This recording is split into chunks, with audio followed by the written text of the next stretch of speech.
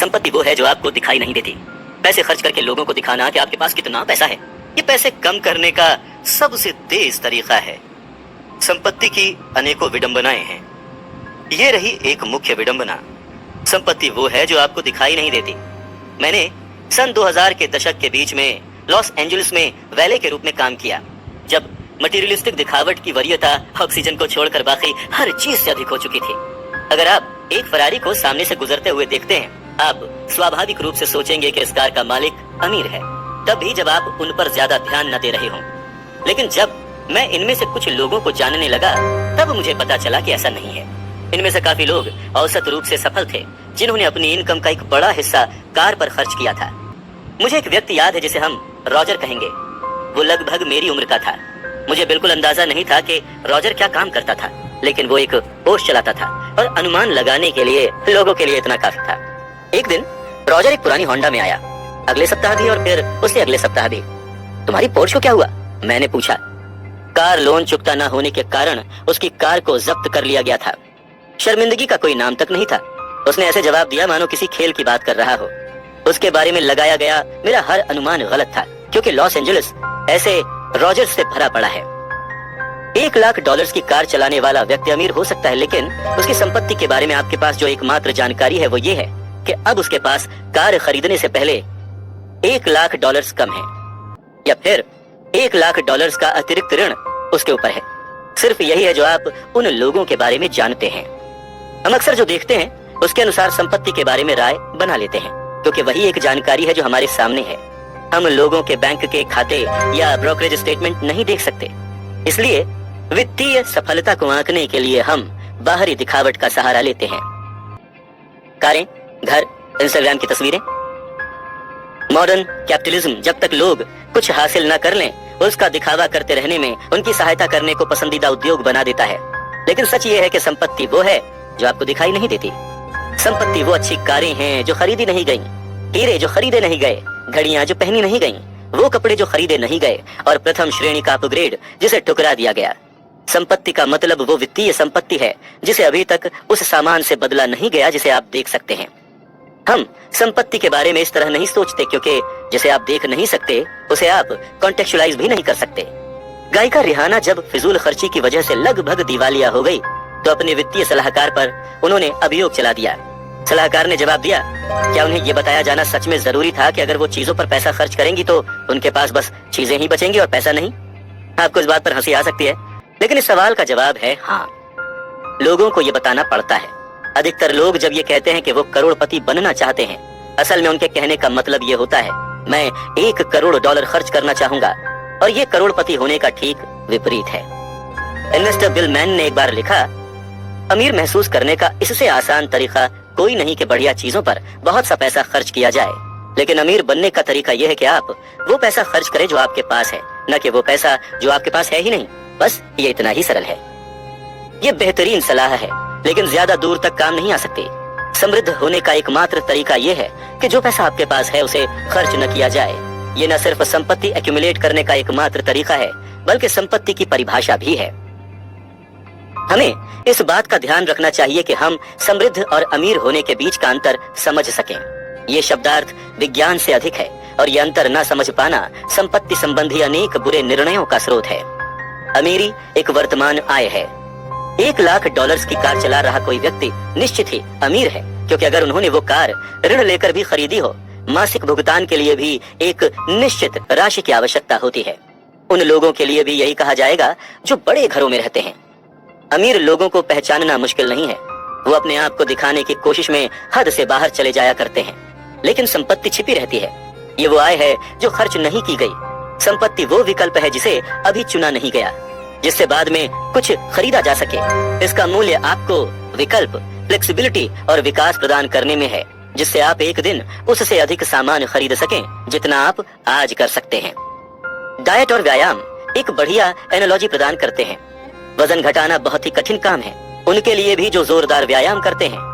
अपनी किताब bill body में बिल ब्राइसन स्पष्ट करते हैं कि आखिर ऐसा क्यों है। अमेरिका में हुए शोध में पाया गया कि लोग व्यायाम के दौरान घटाई कैलोरी का लगभग 4 गुना अधिक एस्टिमेट करते हैं। फिर औसत रूप से जितनी कैलोरी उन्होंने घटाई, लगभग उसकी 2 गुना कैलोरी का सेवन करते हैं।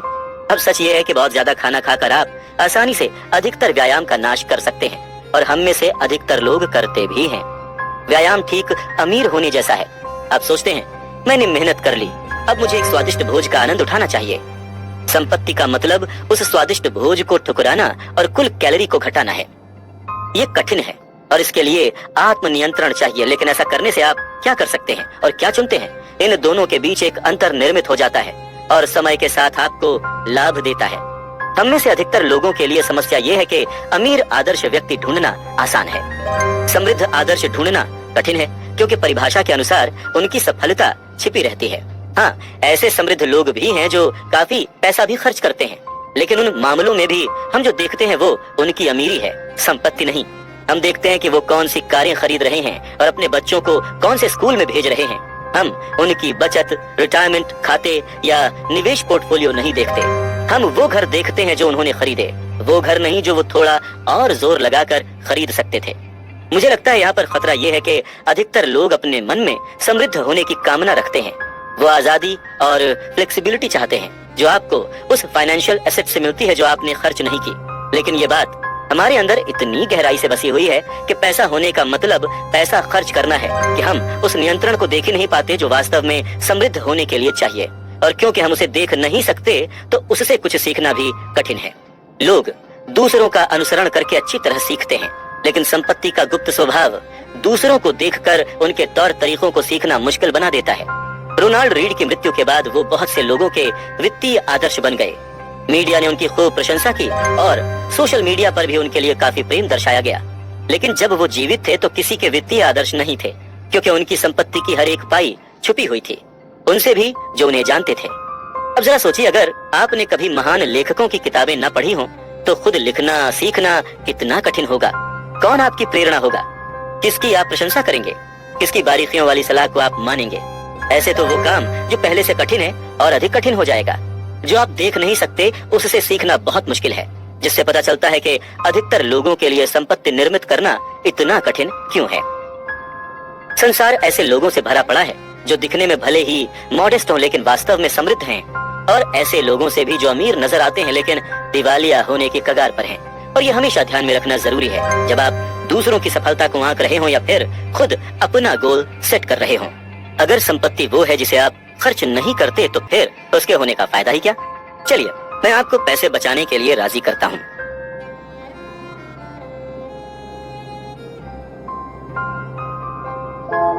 धन संपत्ति की बचत करें। आपके नियंत्रण में सिर्फ एक ही कारक है और वो उसे उत्पन्न कर सकता है जो सबसे महत्वपूर्ण है, अनाद्भुत। चलिए मैं आपको पैसे बचाने के लिए राजी करता हूँ। इसमें ज्यादा देर नहीं लगेगी, लेकिन ये एक अजीब काम है ना। क्या पैसे बचाने के लिए लोगों को मनाना पड़ता है? मेरा मानना है हाँ, बहुत से लोगों को मनाना पड़ता है। एक नियत आय के बाद लोग मुख्यतः इन 3 समूहों में आते हैं। जो बचत करते हैं, जिन्हें नहीं लगता कि वो बचत कर सकते हैं, जिन्हें लगता है कि उन्हें बचत की जरूरत ही नहीं। ये बाकी के 2 समूहों के लिए है। पहला विचार सरल लेकिन जो आसानी से अनदेखा हो जाता है, यह है कि संपत्ति निर्मित करने का संबंध आपकी आय या निवेश रिटर्न से कम और आपकी बचत दर से अधिक होता है। दक्षता की शक्ति के बारे में एक कहानी। सन 1970 में ऐसा लग रहा था कि विश्व में सारा तेल खत्म होने वाला है। हिसाब अधिक कठिन नहीं था। ग्लोबल इकोनॉमी में तेल की खपत बहुत अधिक थी।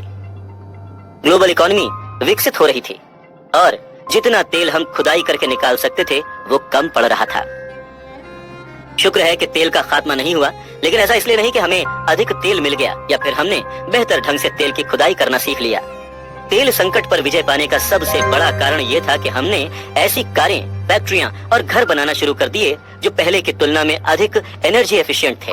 यूनाइटेड स्टेट्स सन 1950 के मुकाबले अब प्रति डॉलर 60% कम ऊर्जा का इस्तेमाल करता है। सड़क पर चलने वाली सभी गाड़ियों का औसत मील प्रति गैलन 1975 से अब तक दोगुना हो चुका है। सन 1989 की फोर्ड टॉरस सिडान का औसत 18 एमपीजी था। सन 2019 की शेवी सबर्बन जो बहुत अधिक बड़ी है, उसका औसत 18.1 एमपीजी है। विश्व ने अपनी ऊर्जा संपत्ति, ऊर्जा को बढ़ाकर विकसित नहीं की, बल्कि अपनी ऊर्जा की खपत को घटाकर की। यूएस का तेल और गैस उत्पादन सन 1975 से 65% बढ़ चुका है, जबकि उस ऊर्जा के साथ हम जो कर सकते हैं, कंजर्वेशन और एफिशिएंसी, उसके दोगुना हो चुके हैं। इसलिए ये देखना आसान है कि क्या अधिक महत्वपूर्ण रहा है, यहाँ पर महत्वपूर्ण बात यह है कि अधिक ऊर्जा ढूंढना हमारे नियंत्रण के बाहर है और अनिश्चितता से घिरा हुआ है, क्योंकि ये सही जियोलॉजी, ज्योग्राफी, मौसम और जियोपॉलिटिक्स के नाजुक मिश्रण पर निर्भर करता है। लेकिन जो ऊर्जा हम इस्तेमाल करते हैं उसमें अधिक दक्ष होना हमारे नियंत्रण में है। एक हल्की कार खरीदना या फिर बाइक चलाना आपके हाथ में है और 100% रूप से दक्षता में सुधार ला सकता है। हमारे धन पर भी यही लागू होता है। इन्वेस्टमेंट रिटर्न आपको अमीर बना सकते हैं, लेकिन कोई निवेश कार्यनीति काम करेगी या नहीं, कब तक काम करेगी या मार्केट साथ देंगे या नहीं, ये हमेशा डाउटफुल रहता है। परिणाम अनिश्चितता से घिरे रहते हैं। व्यक्तिगत बचत और किफायती फाइनेंस का संरक्षण और एफिशिएंट संपत्ति के समीकरण के वो भाग हैं जो अधिक रूप से आपके नियंत्रण में हैं और भविष्य में भी 100% उतने ही प्रभावशाली होंगे जितने के आज हैं। अगर आप सोचते हैं कि संपत्ति विकसित करने के लिए और अधिक धन और निवेश प्रतिफल की आवश्यकता होगी, आप उतने ही निराशावादी बन जाएंगे जितने के सन 1970 में वो ऊर्जा के अंत में विश्वास करने वाले थे। आगे बढ़ने का पथ कठिन और आपके नियंत्रण से बाहर नजर आएगा। अगर आप इसे अपनी किफायत और एफिशिएंसी से संचालित होता देखेंगे तो आपको अपनी नियति साफ नजर आएगी। संपत्ति बस संचित अवशेष है जो आपके खर्च के बाद बचती है, और क्योंकि आप बिना ऊंची आय के भी संपत्ति विकसित कर सकते हैं, लेकिन बिना उच्च बचत दर के संपत्ति जोड़ने का कोई मौका नहीं रखते, ये बिल्कुल स्पष्ट है कि क्या अधिक महत्व रखता है। महत्वपूर्ण रूप से संपत्ति का मूल्य आपकी आवश्यकताओं के रिलेटिव है। मान लीजिए आपकी और मेरी शुद्ध संपत्ति बराबर है, और मान लीजिए कि आप मुझसे बेहतर निवेशक हैं।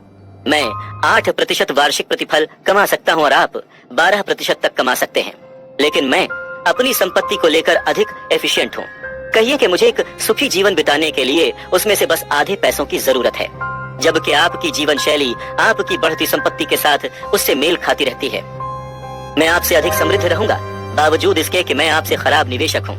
मुझे अपने निवेश से कम प्रतिफल के बावजूद अधिक लाभ मिलेगा।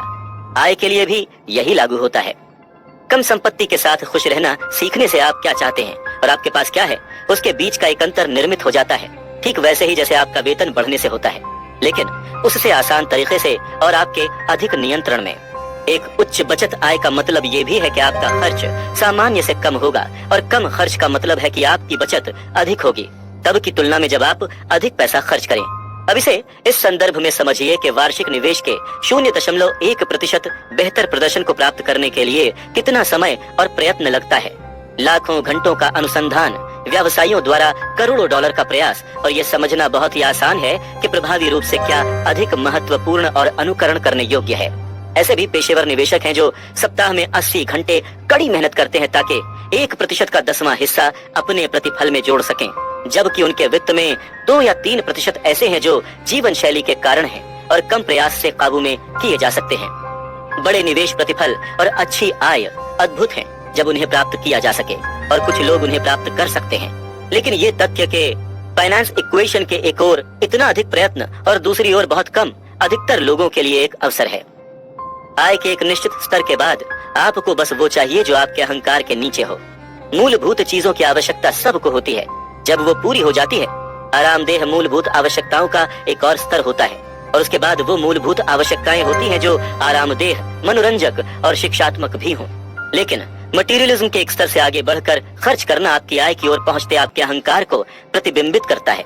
पैसे खर्च करने का वो तरीका जिससे लोगों को ये पता चल सके कि आपके पास पैसा है या था।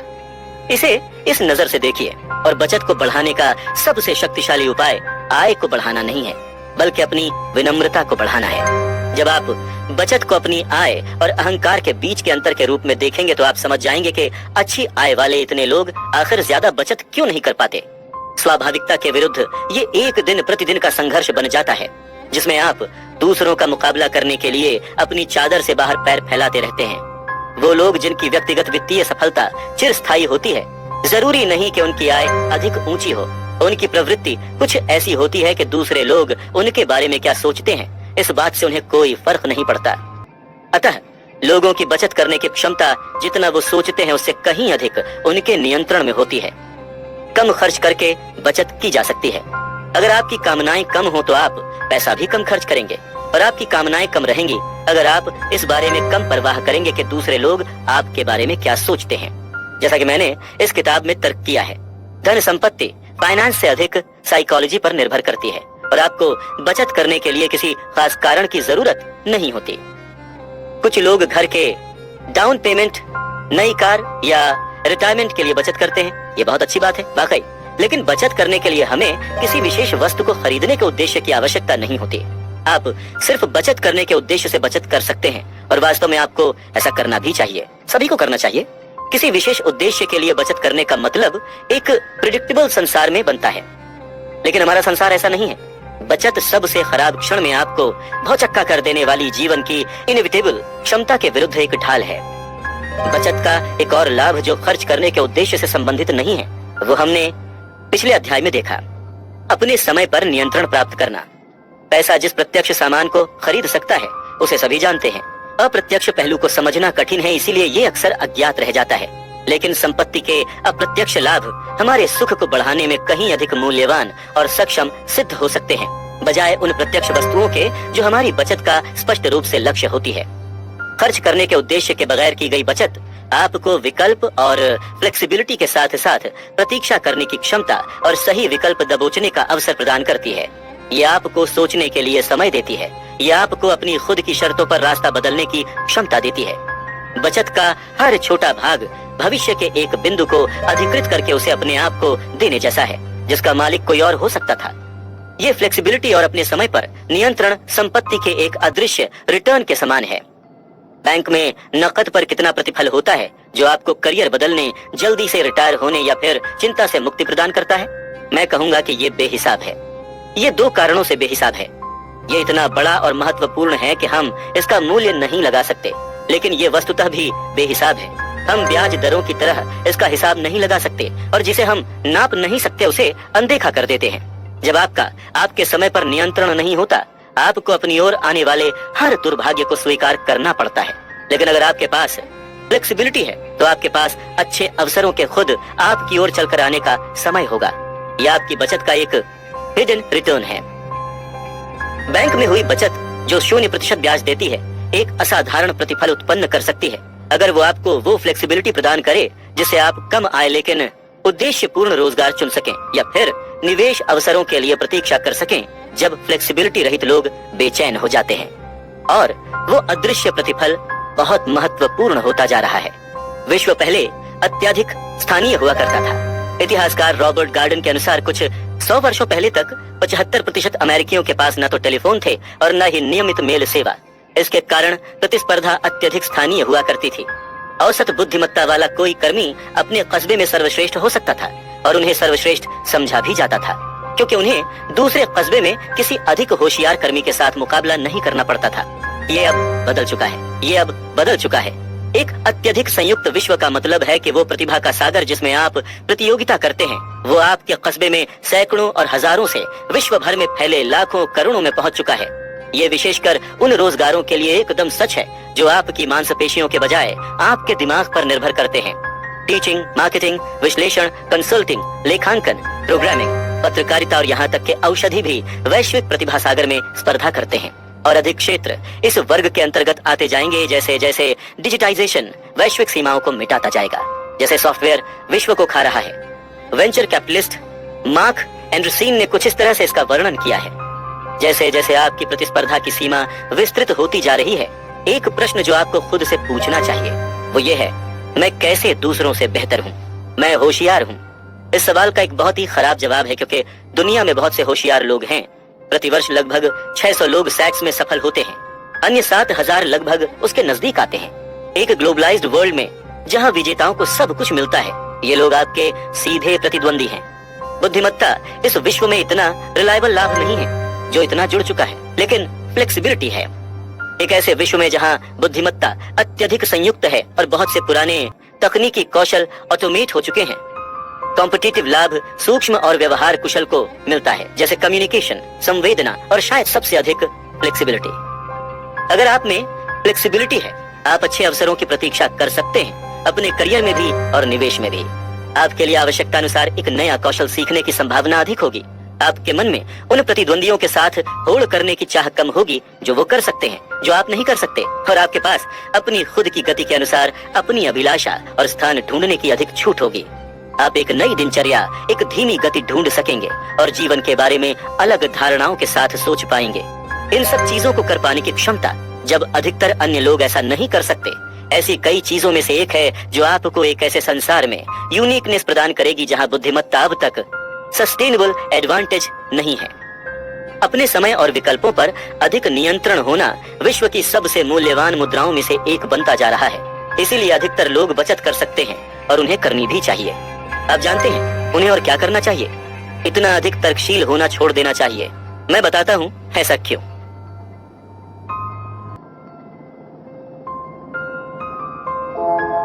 रीजनेबल, रेशनल, अधिक यथोचित होने का उद्देश्य रूखेपन से तर्कसंगत होने के प्रयास से बेहतर कार्य करता है। आप कोई स्प्रेडशीट नहीं है, आप एक इंसान हैं, एक पेचीदा भावुक इंसान। ये समझने में मुझे जरा सा समय लगा, लेकिन जब समझ में आया तो मैं जान गया कि ये फाइनेंस का सबसे महत्वपूर्ण भाग है। और इसके साथ एक और चीज जो बहुत महत्वपूर्ण है लेकिन अनदेखी रह जाती है, फाइनेंशियल डिसीजंस लेते समय रूखेपन से रेशनल होने का उद्देश्य न रखें, सिर्फ पर्याप्त रूप से रीजनेबल होने का प्रयत्न करें। रीजनेबल अधिक वास्तविक है, अधिक रियलिस्टिक है और इसका आप लॉन्ग रन तक अनुसरण कर सकते हैं, जो मनी मैनेजमेंट में सबसे महत्वपूर्ण है। ये समझाने के लिए कि मैं कहना क्या चाह रहा हूँ, मैं आपको एक ऐसे व्यक्ति की कहानी सुनाता हूँ जिसने मलेरिया का इलाज सिफिलिस से करने की कोशिश की। जूलियस वैगनर जॉरेग 19वीं सदी के एक साइकोलॉजिस्ट थे जिनके पास दो यूनिक कौशल थे। वो पैटर्न को पहचानने में बहुत अच्छे थे और जिसे दूसरे मूर्खतापूर्ण समझते थे वो उसे बोल्ड कहते थे। उनकी विशेषता सीवियर न्यूरोफिलिस के मरीज थे, जो उस समय एक जानलेवा रोग हुआ करता था जिसका कोई भी ज्ञात इलाज नहीं था। उन्होंने एक पैटर्न देखना शुरू किया। सिफिलिस के वो मरीज जिन्हें किसी अन्य अनरिलेटेड बीमारी के कारण लंबे समय तक फीवर भी आता था, वो ठीक हो जाते थे। वैगनर जॉरेग ने अनुमान लगाया कि ये एक ऐसे अंतर्ज्ञान के कारण है जो सदियों से हमारे पास रहा है लेकिन जिसे डॉक्टर भली भांति समझ नहीं पाए। फीवर शारीरिक इन्फेक्शन से लड़ने में अहम भूमिका निभाता है। इसीलिए वो इस लॉजिकल कंक्लूजन पर पहुंचे। 1900 के दशक की शुरुआत में वैगनर जॉरेग ने मरीजों को टाइफाइड, मलेरिया और स्मॉल पॉक्स के कम प्रबलता वाले इंजेक्शन देना शुरू कर दिया, जिससे उन्हें इतना तेज बुखार आ गया जो उनके सिफिलिस को खत्म कर दे। ये उतना ही खतरनाक था जितना सुनाई पड़ता है। इस इलाज से उनके कुछ मरीजों की मृत्यु हो गई। अंततः वो मलेरिया के एक वीक रूप के इंजेक्शन का इस्तेमाल करने लगे, क्योंकि कुछ दिन के भयंकर फीवर के बाद इसे कुनैन से ठीक किया जा सकता था। कुछ दुखद प्रयत्न त्रुटि विधि के बाद उनका परीक्षण काम करने लगा। वैगनर जॉरेग ने सूचित किया कि 10 में से 6 सिफिलिस मरीज मलेरियोथेरेपी से ठीक हो गए, 10 में से 3 मरीजों की तुलना में जिन्हें इलाज नहीं मिला था। उन्होंने सन 1927 में औषधि में नोबेल पुरस्कार जीता। अब संस्था के अनुसार वो मुख्य कार्य जो वैगनर जॉरेग ने अपने पूरे कार्यकाल में किया, वो फीवर को प्रवृत्त करके एक मानसिक रोग का इलाज करने का प्रयत्न था।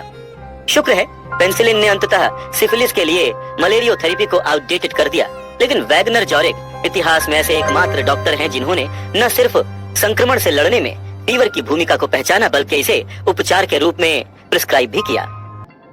फीवर से लोग हमेशा से डरते आए हैं क्योंकि ये रहस्यमयी होता है।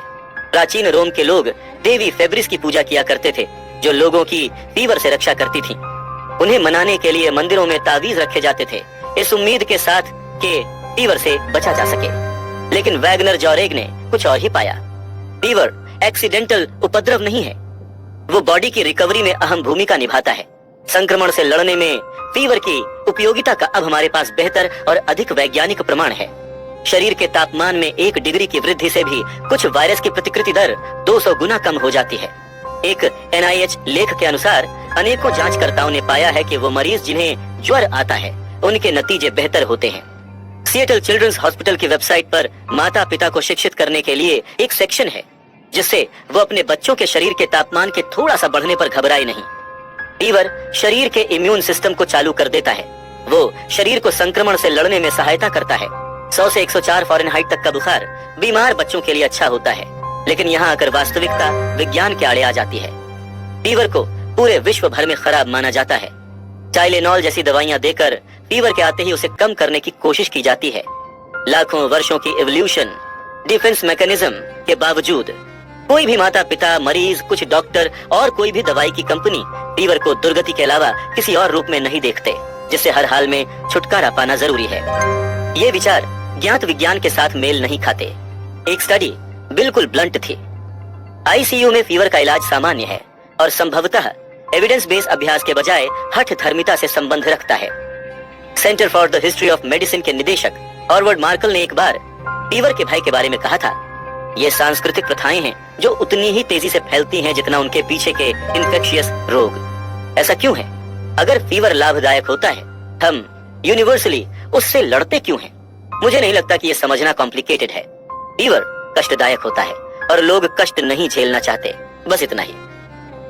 एक डॉक्टर का उद्देश्य सिर्फ बीमारी का इलाज करना नहीं होता, बल्कि मरीज के लिए जो रीजनेबल और टॉलरेबल हो, उसकी सीमाओं के अनुसार बीमारी का इलाज करना होता है। संक्रमण का मुकाबला करने में फीवर से थोड़ा लाभ मिल सकता है, लेकिन वो काफी तकलीफ भी पहुंचाता है, और मैं डॉक्टर के पास इसलिए जाता हूं कि ये तकलीफ कम हो। कंबल के अंदर ठिठुरते हुए मैं ऐसे किसी शोध की परवाह नहीं कर सकता। अगर आपके पास ऐसी कोई गोली है जो इस बुखार को कम कर सके तो फौरन दे दीजिए। अगर आपको कोई संक्रमण है तो फीवर आने की चाह रखना रेशनल हो सकता है, लेकिन रीजनेबल नहीं। इस फिलॉसफी के रीजनेबल होने के बजाय रेशनल होने का प्रयास करना कोई संपत्ति संबंधी निर्णय लेते समय अधिक से अधिक लोगों को ध्यान में रखना चाहिए। एडवांस्ड फाइनेंस गणितीय रूप से ऑप्शनल इन्वेस्टमेंट स्ट्रैटेजीज को ढूंढने के लिए समर्पित है। मेरा अपना मत यह है कि वास्तविक संसार में लोगों को गणितीय रूप से ऑप्शनल कार्यनीति की आवश्यकता नहीं होती। उन्हें वो कार्यनीति चाहिए होती है जो उन्हें रात में चैन की नींद सोने दे। हैरी मार्कोविट्ज ने जोखिम और प्रतिफल के बीच का गणितीय लेन देन खोजने के लिए नोबेल पुरस्कार जीता। उनसे एक बार पूछा गया कि वो अपना खुद का पैसा कैसे निवेश करते थे, और उन्होंने सन 1950 में अपने पोर्टफोलियो के एलोकेशन का ऐसे वर्णन किया जब उनके मॉडल पहली बार विकसित हुए थे। मैंने अपनी व्यथा की कल्पना की कि अगर स्टॉक मार्केट ऊपर जाए और मैं उसमें ना रहूं, या फिर अगर वो बहुत अधिक नीचे चला जाए और मैं पूरी तरह से उसमें रहूं। मेरा लक्ष्य भविष्य में होने वाले पछतावे को कम करना था, इसलिए मैंने अपने कॉन्ट्रीब्यूशंस को बॉन्ड और इक्विटी में बराबर बराबर बांट दिया। मार्कोविट्ज ने फलतः मिश्रण में विविधता उत्पन्न करके अपनी इन्वेस्टमेंट स्ट्रैटेजी को बदल दिया, लेकिन यहाँ पर दो बातें महत्वपूर्ण हैं। पहली ये कि भविष्य में होने वाले पछतावे को कम करने को कागज पर रेशनल ठहराना कठिन है, लेकिन वास्तविक जीवन में उचित ठहराना आसान है। एक तर्कशील निवेशक संख्यात्मक तथ्यों के आधार पर निर्णय लेता है। एक उचित निवेशक उन निर्णयों को कॉन्फ्रेंस कक्ष में उन सहकर्मियों से घिरे हुए लेता है जिनकी वो प्रशंसा जीतना चाहता है, उस जीवन साथी के साथ जिसे वो निराश नहीं करना चाहता, या फिर अपने किसी रिश्तेदार, पड़ोसी या अपने खुद के संदेहों के रूप में मिलने वाले प्रतिद्वंदियों की आलोचना के विरुद्ध।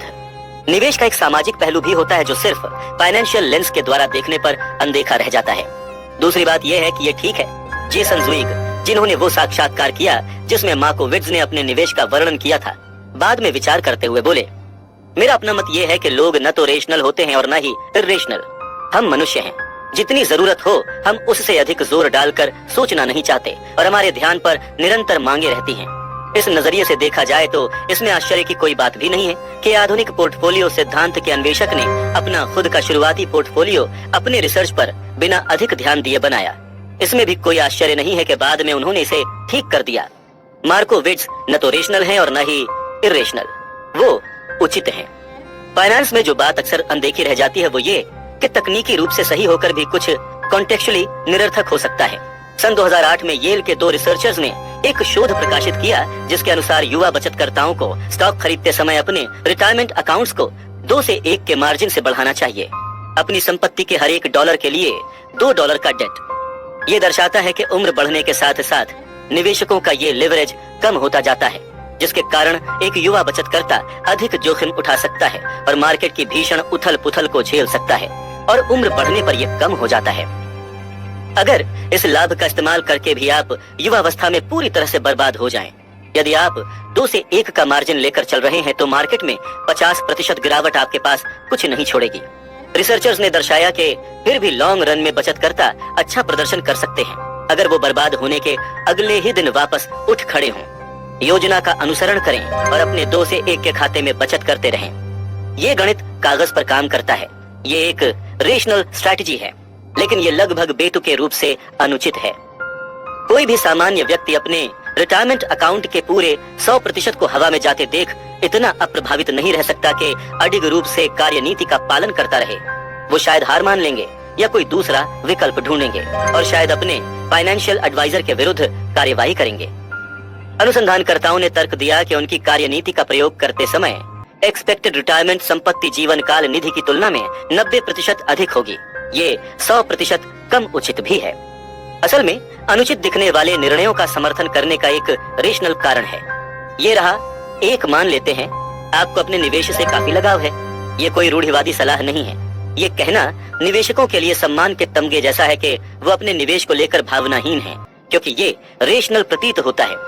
लेकिन अगर अपनी कार्यनीति और स्टॉक को लेकर भावनाओं की कमी इस संभावना को बढ़ाती है कि जब वो कठिन प्रतीत होंगे आप उनसे दूर हट जाएंगे। जो रेशनल सोच जैसा दिख रहा है वो लायबिलिटी बन जाएगा। उचित निवेशक जो अपनी तकनीकी रूप से इम्परफेक्ट स्ट्रैटेजीज से लगाव रखते हैं, उनके पास ये लाभ होता है कि उनकी अपनी स्ट्रैटेजीज के साथ टिके रहने की संभावना अधिक होती है। कुछ ऐसे फाइनेंशियल वेरिएबल कारक भी हैं जो शुरुआती वर्षों में किसी स्ट्रैटेजी से कमिटमेंट की तुलना में परफॉर्मेंस से अधिक कोरिलेट होते हैं। दोनों परफॉर्मेंस की मात्रा और समय के अंतराल में उसे वश में करने की संभावना। ऐतिहासिक रूप से यूएस मार्केट में पैसा बनाने की संभावना एक दिन के अंतराल में 50-50, एक वर्ष के अंतराल में 68%, 10 वर्षों के अंतराल में 88% और अब तक 20 वर्षों के अंतराल में 100% है। कुछ भी जो आपको इस खेल में बनाए रखे वो महत्वपूर्ण रूप से लाभदायक है। अगर आप वो करिए जो आपको पसंद हो, वो एक खुशहाल जीवन की कुंजी के रूप में देखते हैं, तो ये एक खाली फॉर्च्यून कुकी की सलाह जैसा लगेगा। अगर आप इसे ऐसी चीज के तौर पर देखते हैं जो सफलता को अपनी ओर मोड़ने की संभावना के लिए आवश्यक स्थिरता प्रदान करे, आप देख पाते हैं कि ये आपकी फाइनेंशियल स्ट्रेटेजी का सबसे महत्वपूर्ण भाग होना चाहिए। अगर आप एक ऐसी होनहार कंपनी में निवेश करते हैं जिसकी आपको कोई परवाह नहीं, जब सब अच्छा जा रहा हो तो आप लाभ उठा सकते हैं। लेकिन अगर अनअवॉइडेबल रूप से पासा पलट जाए तो आप अचानक ऐसी कंपनी के कारण घाटा झेल रहे होंगे जिसमें आपको कोई दिलचस्पी नहीं। ये एक दोहरा बोझ है और सबसे कम प्रतिरोध का रास्ता ये है कि कुछ और चुना जाए। अगर आप इस कंपनी को लेकर शुरू से ही उत्साहपूर्ण हैं, आपको उनका मिशन, प्रोडक्ट, टीम, विज्ञान या कुछ भी पसंद है, जब अनअवॉइडेबल बुरा समय आएगा और आप पैसा गंवा रहे होंगे या कंपनी को सहायता की आवश्यकता होगी, कम से कम इस बात से काम चल जाएगा कि आप किसी अर्थपूर्ण उद्यम का भाग होने जैसा अनुभव करेंगे। ये ऐसा आवश्यक मोटिवेशन हो सकता है जो आपको हार मानकर दूसरी ओर मुड़ने से रोकेगा। ऐसी और भी अन्य परिस्थितियां होती हैं जहां संपत्ति को लेकर तर्कशील, रेशनल होने के बजाय रीजनेबल होना ठीक है। एक डॉक्यूमेंटेड होम बायस है जिसके अनुसार लोग जिस देश में रहते हैं वहीं की कंपनियों में निवेश को वरीयता देते हैं और पृथ्वी की बाकी 95% कंपनियों को वो अनदेखा कर देते हैं। ये रेशनल नहीं है जब तक आप ये न सोचें कि निवेश का मतलब अजनबियों को अपना पैसा देना है। अगर फेमिलियरिटी आपको उन अजनबियों को समर्थन देते रहने के लिए वो पहला कदम लेने में सहायता करता है तो ये रीजनेबल है। डे ट्रेडिंग और अलग अलग स्टॉक खरीदना अधिकतर निवेशकों के लिए रीजनेबल नहीं होता। संभावना भारी रूप से आपकी सफलता के विरुद्ध होती है, लेकिन ये दोनों छोटी मात्रा में रीजनेबल हैं अगर ये आपकी चाह पूरी करके आपके अन्य विविध निवेशों को बनाए रखते हैं। निवेशक जोश ब्राउन, जो विविध निवेश का समर्थन करने के साथ साथ विविध निवेश रखते भी हैं, उन्होंने एक बार बताया कि वो क्यों अलग अलग स्टॉक्स का समूह रखते हैं। मैं अलग अलग स्टॉक्स ये सोचकर नहीं खरीदता कि मैं इससे अल्फा उत्पन्न करूंगा या फिर अत्यधिक बेहतर प्रदर्शन करूंगा। मुझे बस स्टॉक से लगाव है। तब से जब मैं 20 वर्ष का था और ये मेरा पैसा है तो मैं जो चाहूँ वो कर सकता हूँ। Quite reasonable. इकोनॉमी और स्टॉक मार्केट किस ओर अग्रसर है इसे लेकर अधिकतर फोरकास्ट खराब है, लेकिन फोरकास्ट करना रीजनेबल है। सुबह उठकर खुद से ये कहना कठिन है कि मुझे कोई अंदाजा नहीं कि भविष्य में क्या होने वाला है, अगर ये सच भी हो। लेकिन मैं समझता हूँ कि लोग ये अनुमान लगाने की कोशिश क्यों करते हैं कि अगले साल क्या होगा। ये मानव स्वभाव है, ये यथोचित है। वैंगार्ड के स्वर्गीय संस्थापक जैक बोगल ने अपना करियर कम लागत वाले पैसिव इंडेक्स निवेश को बढ़ावा देने के अभियान में बिताया। बहुत से लोगों को यह बात दिलचस्प लगी कि उनके बेटे ने अपना करियर एक्टिव हाई फी हेज फंड और म्यूचुअल फंड प्रबंधक के रूप में चुना। बोगल, जिनके अनुसार हाई फी अरिथमेटिक के सादे नियमों का उल्लंघन करते हैं, उन्होंने अपनी कुछ संपत्ति अपने बेटे के फंड में निवेश की। इसका क्या स्पष्टीकरण हो सकता है? कुछ चीजें हम पारिवारिक कारणों से करते हैं। गूगल ने द वॉल स्ट्रीट जर्नल को बताया, अगर ये कंसिस्टेंट नहीं है तो जीवन भी तो हमेशा कंसिस्टेंट नहीं होता। वाकई शायद ही कभी होता है। अप्रत्याशित सरप्राइज। इतिहास परिवर्तन का अध्ययन है जिसका प्रयोग विडंबना से भविष्य के मानचित्र के रूप में किया जाता है। स्टैनफोर्ड प्रोफेसर स्कॉट सागन ने एक बार कहा था कि हर वो व्यक्ति जो इकोनॉमी और निवेश मार्केट को फॉलो करता है उसे ये अपनी दीवार पर टांग देना चाहिए, जो चीजें पहले कभी नहीं हुई वो हमेशा होती रहती हैं। इतिहास ज्यादातर सरप्राइजिंग घटनाओं की स्टडी है, लेकिन ये इन्वेस्टर्स और इकोनॉमिस्ट द्वारा अक्सर भविष्य के एक अखंडनीय मार्गदर्शक के रूप में प्रयोग किया जाता है। क्या आप ये विडंबना देख पा रहे हैं? क्या आप ये समस्या देख पा रहे हैं? इकोनॉमिक और इन्वेस्टमेंट संबंधी इतिहास को सराहना होशियारी की बात है। इतिहास हमें हमारी अपेक्षाओं को जांचने में और लोग कहां पर गलती करते हैं ये सीखने में सहायता करता है। साथ ही इतिहास हमें एक रफ गाइड प्रदान करता है ये समझने के लिए कि क्या सही काम करता है, लेकिन किसी भी तरह से ये भविष्य का रोड मैप नहीं है। एक जाल जिसमें बहुत से इन्वेस्टर्स फंस जाते हैं उसे मैं इतिहासकारों को प्रॉफिट्स समझने का भ्रम कहता हूँ। भविष्य की परिस्थितियों के लिए अतीत के डेटा पर अत्यधिक डिपेंडेंसी, वो भी एक ऐसे क्षेत्र में जहां इनोवेशन और परिवर्तन उन्नति के संचालक हैं। आप ऐसा करने के लिए इन्वेस्टर्स को दोष नहीं दे सकते। अगर आप निवेश को एक ठोस विज्ञान की तरह देखते हैं, इतिहास भविष्य के लिए आदर्श गाइड होना चाहिए। जियोलॉजिस्ट करोड़ों वर्ष पुराने ऐतिहासिक डेटा को देखकर पृथ्वी के व्यवहार के प्रतिरूप बना सकते हैं। अंतरिक्ष विज्ञान शास्त्री भी ऐसा कर सकते हैं और डॉक्टर्स भी, क्योंकि किडनी 2020 में भी वैसे ही काम करती है जैसे कि 1020 में किया करती थी। लेकिन निवेश एक ठोस विज्ञान नहीं है, ये ऐसे लोगों का एक विशालकाय समूह है जो चीजों के बारे में सीमित जानकारी से इम्परफेक्ट निर्णय लेते हैं, जिसका उनके कल्याण पर बहुत बड़ा प्रभाव पड़ सकता है। और ये होशियार लोगों को भी नर्वस, लालची या फिर इनसिक्योर बना सकता है। महान फिजिसिस्ट रिचर्ड फेमैन ने एक बार कहा था, सोचिए फिजिक्स कितनी कठिन होती अगर इलेक्ट्रॉन्स की भी भावनाएं होती, और इन्वेस्टर्स की भावनाएं होती हैं, वो भी बहुत सारी। इसीलिए उन्होंने जो अतीत में किया उसके आधार पर यह अनुमान लगाना कठिन है कि वो आगे क्या करेंगे। इकोनॉमिक्स की आधारशिला ही ये है कि चीजें समय के साथ बदलती रहती हैं, क्योंकि इनविजिबल शक्ति को अच्छा या बुरा कुछ भी अनिश्चित काल तक चलते रहना पसंद नहीं है। एक बार निवेशक बिल बॉनर ने डिस्क्राइब किया कि मार्केट महाशय कैसे काम करते हैं। वो एक कैपिटलिज्म एट वर्क यानी कि पूंजीवाद काम पर लगा है का टी शर्ट पहने हुए हैं और हाथ में हथौड़ा लिए हुए हैं। कुछ चीजें बहुत लंबे समय तक एक जैसी रहती हैं, जिसका मतलब ये है कि हम इतिहासकारों को प्रॉफिट्स नहीं मान सकते। संपत्ति से संबंधित किसी भी चीज का सबसे महत्वपूर्ण संचालन वो कहानियां हैं जो लोग खुद को सुनाते हैं, और वो प्राथमिकताएं जो वो वस्तुओं और सेवाओं को देते हैं। ये चीज हमेशा एक सी नहीं रहती, वो संस्कृति और पीढ़ी दर पीढ़ी बदलती रहती है। वो हमेशा बदलती रहती है और बदलती रहेंगी। जब संपत्ति की बात आती है, हम अपने ऊपर जो दिमागी चाल चलते हैं वो उन लोगों की हद से अधिक प्रशंसा करना है जो हमसे पहले ये कर चुके हैं। कुछ विशेष घटनाओं का अनुभव करने का मतलब ये बिल्कुल नहीं है कि आप आगे क्या होने वाला है उसे जान सकते हैं।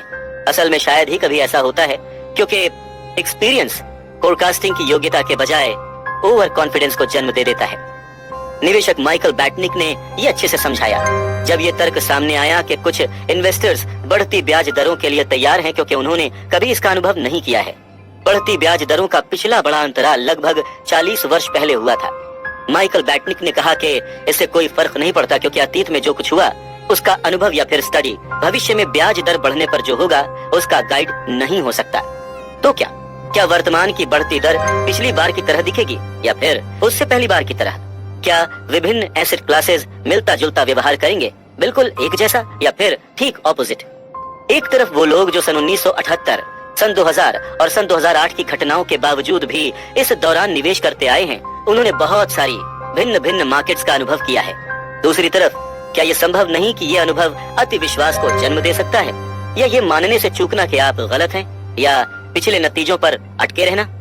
जब आप इन्वेस्टमेंट इतिहास पर भविष्य में होने वाली घटनाओं के लिए हद से ज्यादा निर्भर करने लगते हैं तो दो खतरनाक चीजें हो सकती हैं। आप संभवतः उन बाहरी घटनाओं पर ध्यान देने से चूक जाएंगे जो कांटे को सबसे अधिक घुमाती है। ऐतिहासिक डेटा में सबसे महत्वपूर्ण घटनाएं बाहरी हैं, जो रिकॉर्ड तोड़ देने वाली घटनाएं हैं। यही घटनाएं हैं जो इकोनॉमी और स्टॉक मार्केट में कांटे को घुमाती हैं। द ग्रेट डिप्रेशन, दूसरा विश्व युद्ध, .com बबल, 11 सितंबर सन 2000 के दशक के बीच में हुई हाउसिंग क्राइसिस, बस मुट्ठी भर बाहरी घटनाएं इसीलिए बहुत महत्वपूर्ण भूमिका निभाती हैं क्योंकि उनके कारण बहुत सी अनरिलेटेड घटनाएं भी प्रभावित होती हैं। 19वीं और 20वीं सदी में 15 बिलियन लोगों ने जन्म लिया, लेकिन जरा सोचिए कि ग्लोबल इकोनॉमी और पूरा संसार कितना अलग दिखता अगर उनमें से इन 7 ने जन्म ना लिया होता। एडोल्फ हिटलर, जोसेफ स्टालिन, माओ Zedong, Gavrilo Princip, Thomas Edison, Bill Gates, Martin Luther king. मुझे अंदाजा भी नहीं कि ये सबसे मीनिंगफुल लिस्ट है भी या नहीं, लेकिन आज विश्व के बारे में लगभग सब कुछ सीमा रेखाओं से लेकर टेक्नोलॉजी और सामाजिक मानदंडों तक अलग होते अगर इन 7 लोगों ने अपना चिन्ह, अपनी छाप न छोड़ी होती।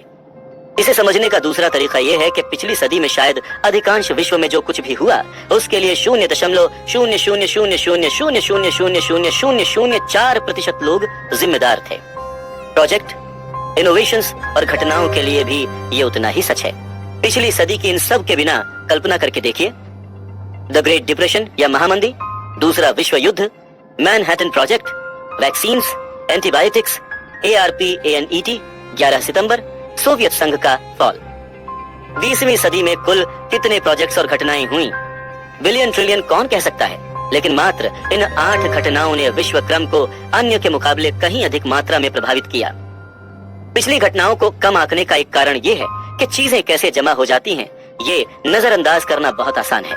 उदाहरण के तौर पर कैसे 9/11 ने फेडरल रिजर्व को इंटरेस्ट रेट कम करने के लिए प्रेरित किया, जिसने हाउसिंग बबल को संचालित करने में सहायता की, जिसके कारण फाइनेंशियल क्राइसिस आई, जो एक खराब रोजगार मार्केट का कारण बना, जिसने लाखों लोगों को कॉलेज शिक्षा प्राप्त करने के लिए प्रेरित किया, जो 1.6 ट्रिलियन डॉलर्स के स्टूडेंट लोन और 10.8% व्यतिक्रम दर का कारण बना। 19 हाईजैकर्स को वर्तमान में स्टूडेंट लोन के बोझ से जोड़ना स्वाभाविक नहीं है, लेकिन जब विश्व कुछ एक बाहरी पुच्छ घटनाओं से संचालित होता है तो यही होता है। किसी भी क्षण में ग्लोबल इकोनॉमी में जो अधिकांश रूप से हो रहा है उसे अतीत की कुछ मुट्ठी भर घटनाओं से जोड़ा जा सकता है, जिनका अनुमान लगाना लगभग असंभव था। आर्थिक इतिहास में सबसे अधिक पाया जाने वाला प्लॉट सरप्राइजिंगली घटनाओं की भूमिका है। सरप्राइजिंग घटनाएं इसलिए नहीं घटती क्योंकि हमारे मॉडल्स गलत हैं या फिर हमारी बुद्धिमत्ता में कमी है।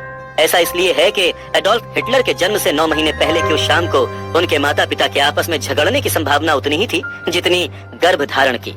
टेक्नोलॉजी का अनुमान लगाना कठिन है क्योंकि बिल गेट्स की पोलियो से मृत्यु हो सकती थी अगर जोनास साल्क चिड़चिड़ेपन में वैक्सीन खोजने का काम छोड़ देते।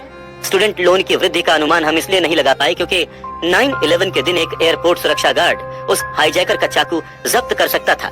बस इतना ही।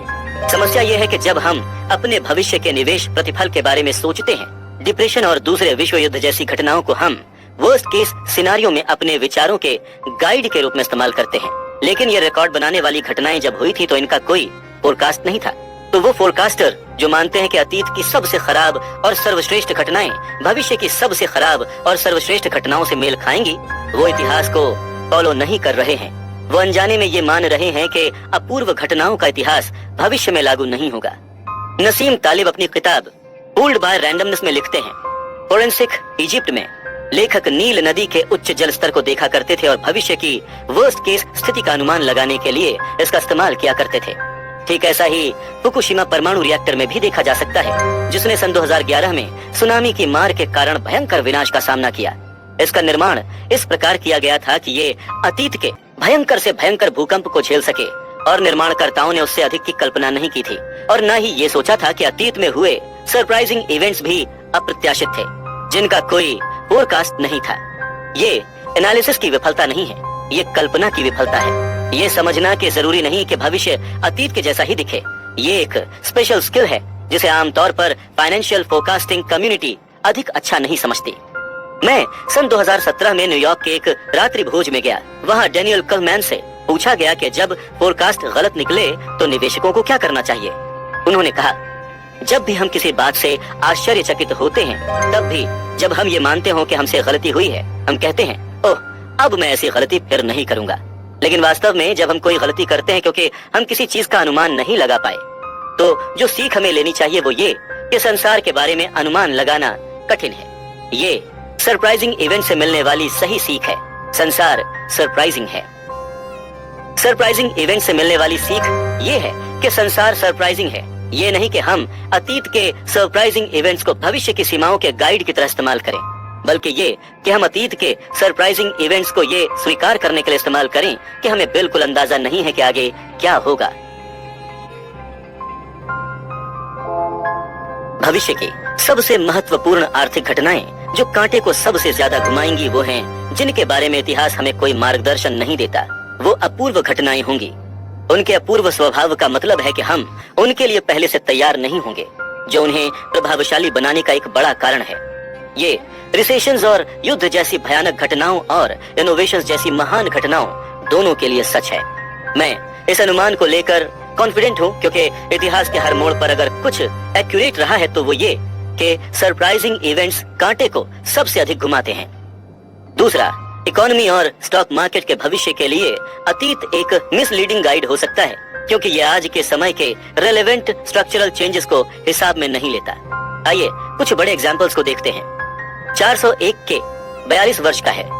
रोथाई आर अधिक युवा है, जिसका निर्माण सन 1990 के दशक में किया गया।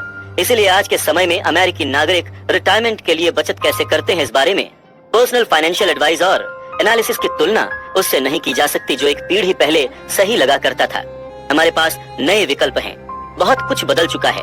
या फिर वेंचर कैपिटल को ही लीजिए, 25 वर्ष पहले तक तो इसका नामो निशान भी नहीं था। आज ऐसे सिंगल वेंचर कैपिटल फंड्स हैं जो एक पीढ़ी पहले के संपूर्ण उद्योग से बड़े हैं।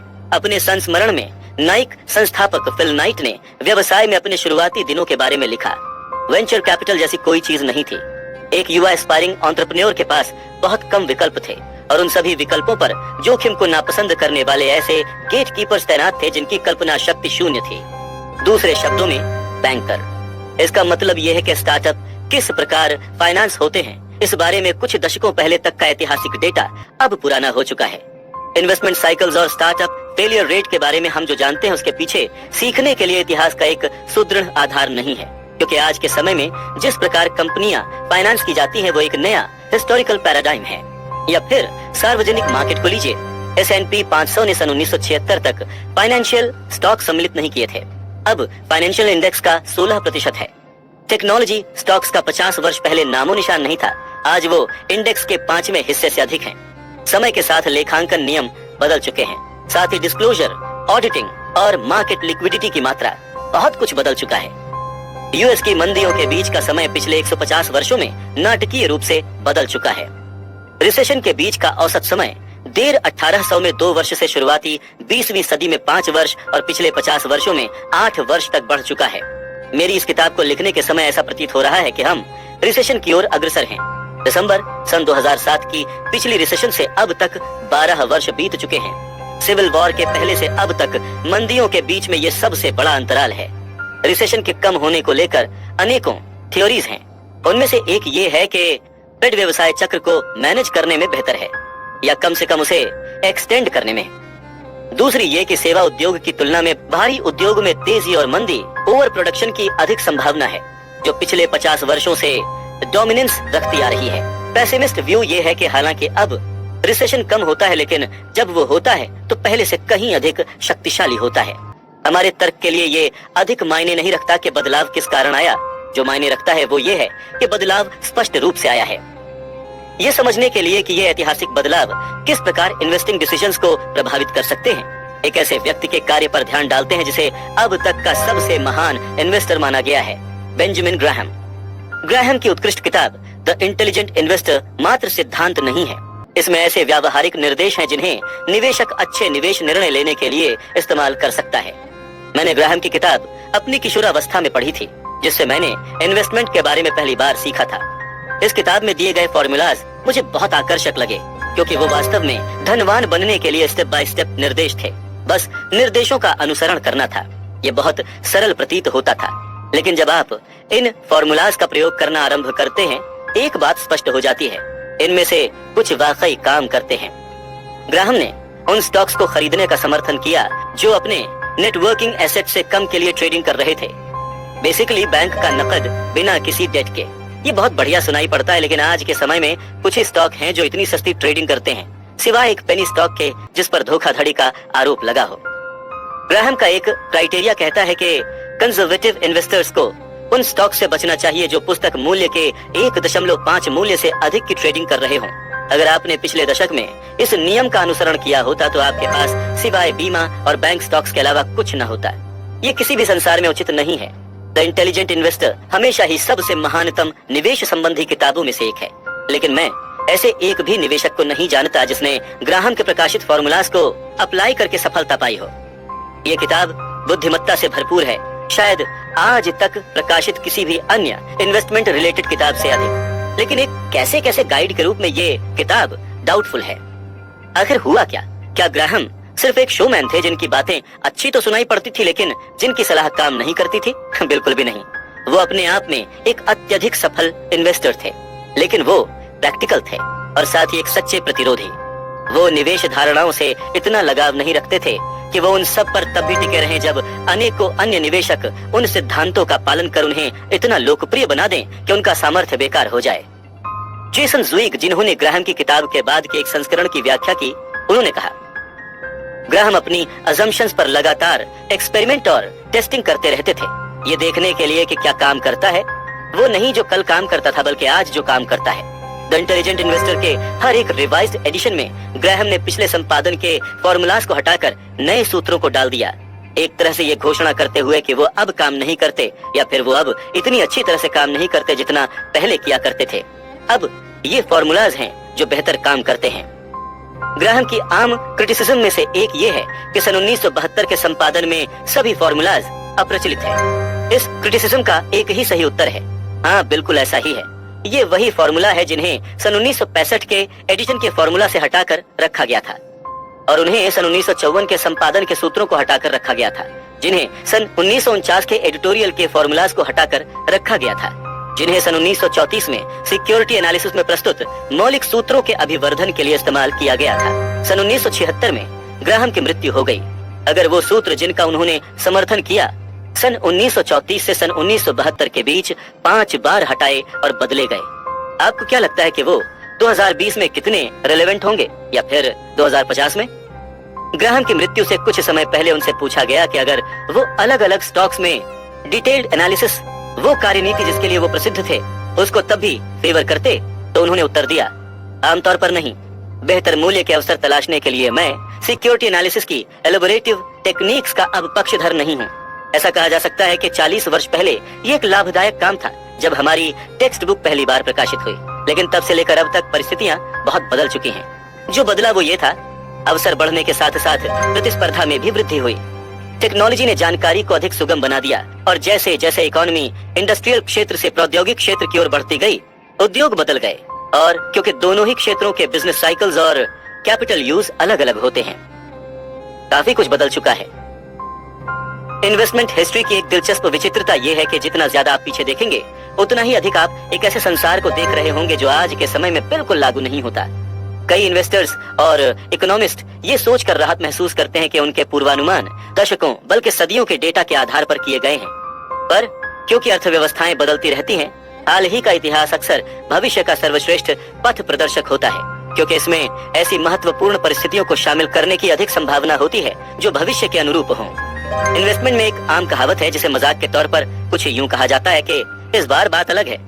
अगर आप किसी ऐसे व्यक्ति को गलत साबित करना चाहते हैं जो ये अनुमान लगा रहा हो कि भविष्य पूर्णतः अतीत को प्रतिबिंबित नहीं करेगा, तो कहिए, ओह तो तुम्हें लगता है कि इस बार बात अलग है, और माइक गिरा दीजिए।